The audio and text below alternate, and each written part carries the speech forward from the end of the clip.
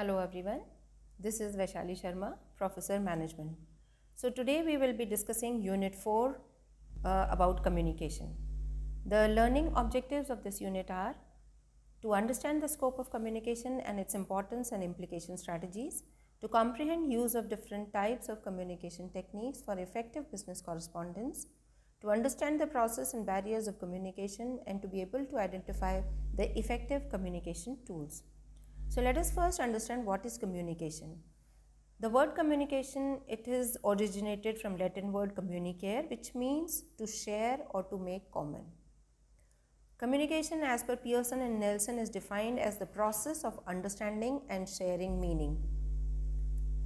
Communication is a process of exchanging information, ideas, thoughts, feelings, and emotions through speech signals, writing, or behavior.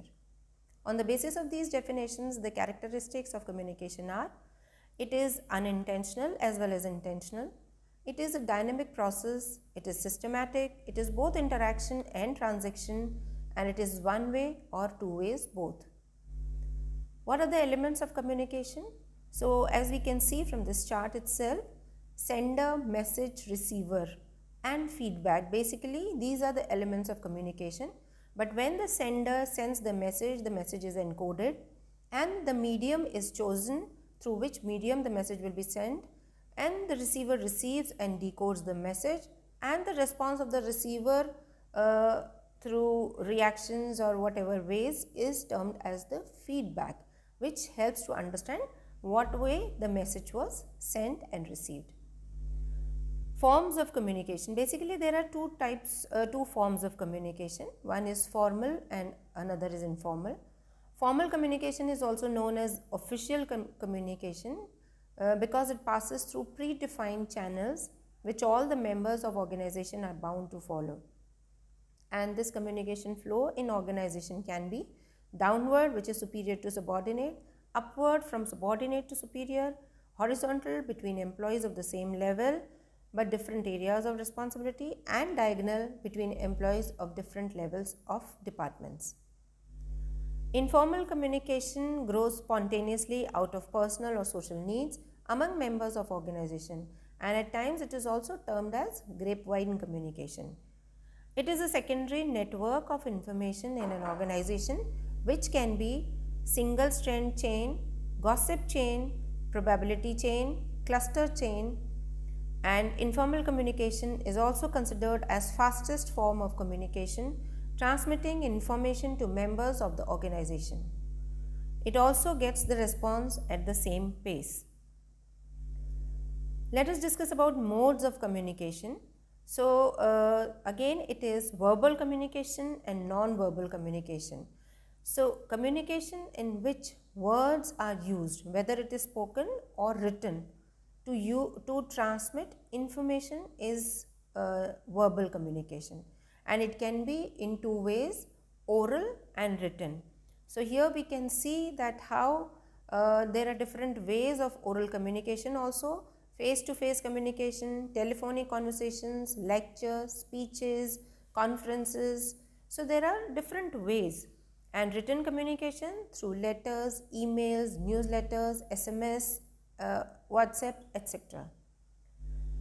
Non-verbal communication is between parties where words are not used as means for interchanging message. It is except words, other means are used like sound, symbol, actions, and expressions. So research-based fact is that 25 to 30% communication is only verbal communication, and rest 65 to 70% communication is non-verbal communication. Maybe this is surprising, but if we observe ourselves the whole day, we can identify that how do we communicate maximum. So in non-verbal communication, it takes place through body language, which is gestures, postures, body movements. Paralanguage, which may be pitch variation, tone, speaking speed, word stress, etc. So at times during verbal communication also, the message is wrongly received or depicted just because the tone of message is not correct, or the speed of message is too fast or too slow. So these are known as paralanguage. Sign language is through hand movements and facial expressions. Time language is basically time used to communicate the message. And space language is maintained between the parties to communication during the conversation. So in this picture you can see different modes of non-verbal communication and how it can make or mar the communication. Every communication may have its problems also, but then why do and how do these problems occur? So there are different barriers to effective communication. A communication can be effective only if the message sent is received in the exact spirit, but it doesn't happen at many point of time. So what makes it happen? These are the barriers. So the barriers for effective communication are semantic barriers, psychological barriers, organizational barriers, and personal barriers.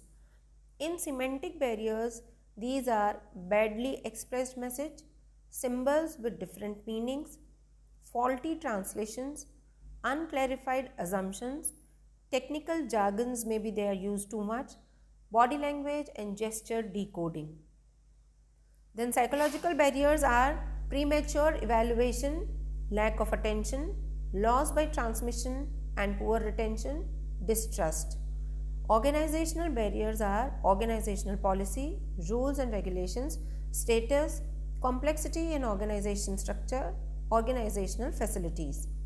And personal barriers are fear of challenge to authority, lack of confidence of superior on his subordinate, unwillingness to communicate, lack of proper incentives.